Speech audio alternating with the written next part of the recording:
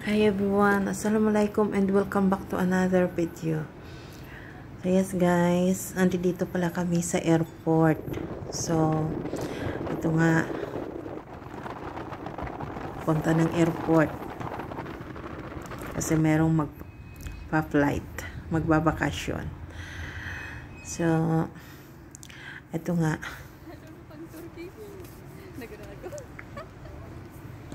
Laki-laki ng airport dito sa Jeddah. Ito, punta tayo ng departure.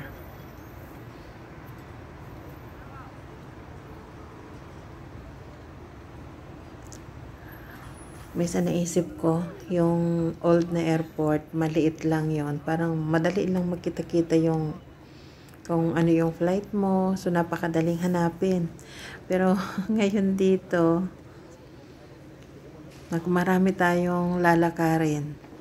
Kung mahina-hina ang tuhod mo, yung sabi pala ng hubby ko, bakit daw nakabukas yung yung damit ko, nako, nalaglag pala yung butones niya. Yung pinaka niya, yung parang hook sa loob. Kaya gano'n, sabi niya tumataba daw ako. Hindi naman, lang talaga nalaglag yon. Maluwang naman ang damit ko So ito nga, nagtitingin-tingin kami ng yung flight number. May oras pa naman. Makakaikot-ikot pa dito sa airport kasi pa naman yung 4 hours before departure.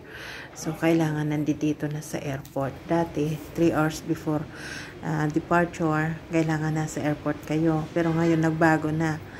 Kailangan kasi maraming flight sila kailangan 4 hours before. Kaya kung medyo malayo-layo yung bahay nyo sa airport, pwede nang 5 hours, ganon. Kami kasi malapit lang naman siguro mga 15 minutes drive yung pupunta ng airport galing sa aming house. So ito, sabi ko nga sa inyo na napaka malaki ang airport kasi marami tayong lakad na gagawin. Kami nagkakamali-mali pa sa marami kasing flight, di ba? Oo. Tapos napunta lang naman kami dito kung mayroong magbabakasyon at mayroong susunduin. Ngayon nga meron pang susunduin mamayang gabi yung employee ng ng hubby ko. So mayroong darating siyang employee. So susundo yata yun mamayang gabi kasi darating din siya. Yung flight niya Indian Air. So, darating mamayang siguro mga 11. Mga 11 midnight. So, darating. So, babalik dito yung hubby kasi susunduin niya yung kanyang employee. So, yes, dito nga tayo. Ito yung guys, yung sa loob ng departure dito sa bagong airport sa Jeddah. Masyadong malaki. Masyadong marami tayong lalakarin na ito. Pero alam nyo ba, yung mga hindi naman dito nakakalakad na husto, yung mayroong mga problema na yung kanilang meron naman silang yung parang service na pwede silang sumakay doon.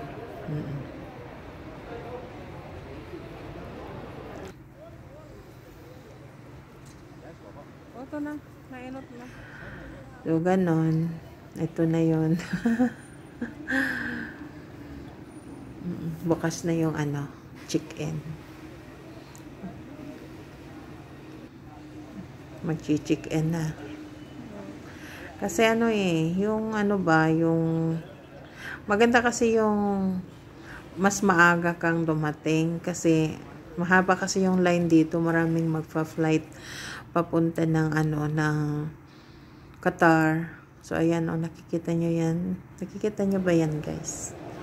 At ito na yun naman. Kasi ito yung alam mo, hindi ako magsasawa na kunan ito ng video na yung aquarium dito. Kasi ang ganda-ganda ng aquarium. Yun ang bubungad sa'yo kaagad dito sa Jeddah International Airport. Yung mga departure, saka arrival. Talagang makikita nyo kaagad yung aquarium na yan. So, maganda rin kasi hindi ka mainip. Ganon. Ayun, diba? Ang laki-laki niya eh. Yan. Ang laki. Tapos nag-iiba-iba ang kulay. Parang blue na blue. Tapos pag nilapitan mo naman, hindi naman totally blue ang kulay niya. Parang ano eh. Malinaw naman ang water niya dyan. Iwan ko ba, bakit parang ano, yung may light yata yan na color blue. Maganda kasi, di ba kung kunwari delay yung flight mo, tapos delay naman yung susundo sa'yo, mayroon kang inaantay. So, okay itong aquarium. Magbilang ka, maraming isda dyan. Kung bilangin mo hanggang itlog ng mga isda, di ba? Charot lang. So, yes, ito nga. Lakad pa rin tayo. Hinihingal ako dito sa totoo lang kasi talagang mahaba yung lalakarin natin dito sa airport. Kaya nga sabi ko sa inyo, parang namimiss ko din yung old na airport kasi ano lang eh, medyo maliit yun. Masyadong maliit kaysa dito. So madali lang. Nakita nyo ba yung mga fish na yun, guys?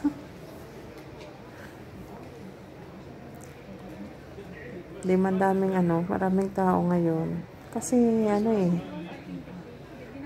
maraming magfa-flight, maraming dumarating,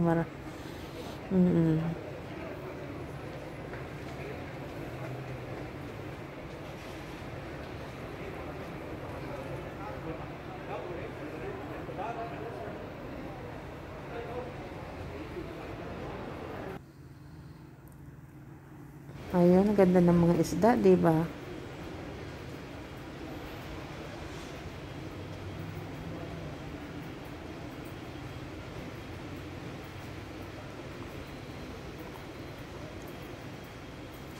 Hinihingal ako.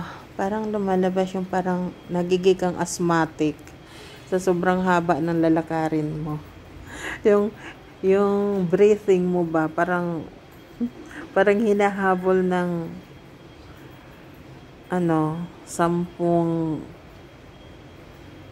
kalabaw. 10 kalabaw at isang cow.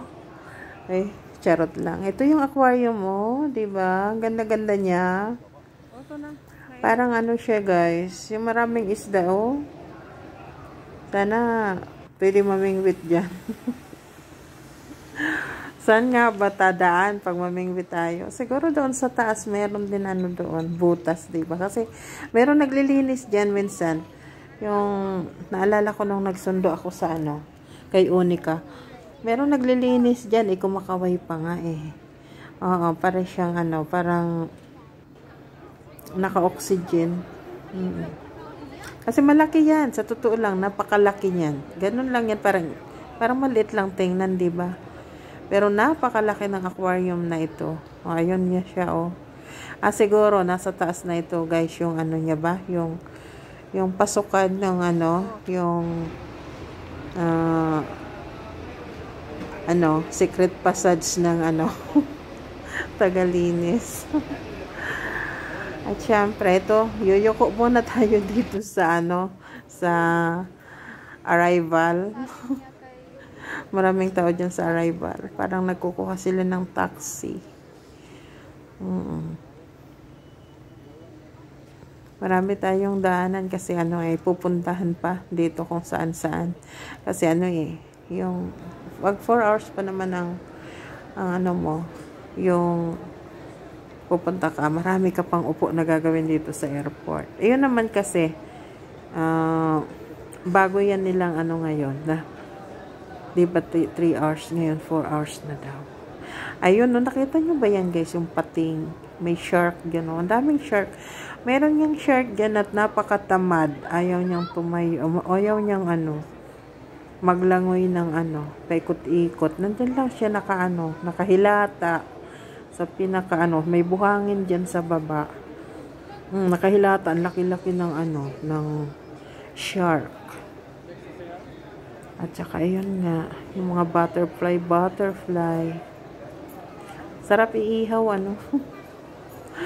Sarap iihaw. Napakaganda at napakalinis ng airport dito sa Jeddah.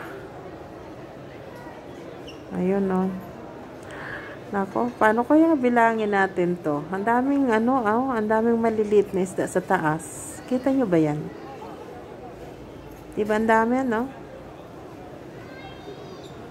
Ayun, yung mga yan, guys. Dito sa baba, yung yung arrival. Oo. Kung nag-aantay ka ng iyong sasakyan, diyan ka na muna umupo. At meron din yan na meron mga ba yan? Food court. So, pwede ka rin kumain, mag-coffee, or ano man gawin mo, meron dyan. Meron pagkain at meron bros. Yung pambansang fried chicken ng Saudi Arabia. Charot. Gusto ko lang tumawa, guys. So, ayun. Naiinis ako dito. Lang tuloy na ako ng hobby ko na, ay, tumataba ka na, mahal. Bakit ganyan? Bakit ang laki na nabukas na yung damit mo? Nakakahiya, diba? Nagtago-tago nga ako dyan, Kasi nahalata niya. Kasi yung yung hobby ko, nahalata niyan mga kasuotan ko. Sabi niya, tight sa'yo yung abaya mo. Bakit nabukas yan? Oh my gosh. Sabi niya, next, huwag mo niyang isusuot kasi nagbubukas. Malay ko ba nagmamadali kasi Ayun di ba yung mga isda? Ang dami. Ayun yung shark, sabi ko nakahilata, guys. Ayaw niya nang ayaw niya nang umikot. Yan lang, ganyan lang siya, nakahilatang ganyan. Siguro nag-aantay lang siya ng malunggay at ikukunot natin. Yung ginataang shark. Pasapasa ko sa amin sa Bicol. Maraming dyan Meron pang pagi dyan, yung stingray. Nandun dyan, ang dami. Sandali, hanapin natin. Kasi medyo malinaw dito Ayun lang, yung na yan, ikot ng ikot yung isang shark na yan. Naku, ang dami, ayun, sarap niyan iihaw. Ayan na, diba? Laki na rin ng shark na yun. At saka ito, ano bang tawag dito sa isda na to? Ito ba si Mimo? Hindi to si Mimo. Hindi yan si Mimo kasi, di ba kulay ni Mimo orange? Orange ba? Ay nako, si Mima. Mabalik ito, girl. Bakit kaya pag nasa airport ka, habang may inaantay ka, tapos parang antok na antok ka naman? Samantalang pag nasa bahay ka, hindi ka naman inaantok. May sano ba? May sano ba dito sa airport? Siguro na yung tenga ko sa ingay. Napakaingay. Di bali na lang ang ingay ko Sanay na sanay ako sa ingay ko Pero bakit ang ingay ng iba masakit sa tainga, di ba? Tawa naman kayo dyan, guys. Kasi wala naman akong itaano sa inyo Ayun, yung anak ko, binibiro talaga ako na ito ni girl. May binubulong sa akin. Ano ba binubulong mo na ito, girl? Secret daw. Dapat daw hindi marinig ni Papa at saka ni Aya, saka ng mga siblings niya. Oh my gosh. Ayun, diba ang dami-dami, Diyos ko. Siguro, maghapon ka dyan kabibilang, hindi mo talaga mabilang yan. Kung minsan sabi ko, pwede ba, huminto muna kayo kasi bibilangin ko kayo habang nag-aantay ng flight dito. Kasi hindi sila humihinto Ang dami-dami.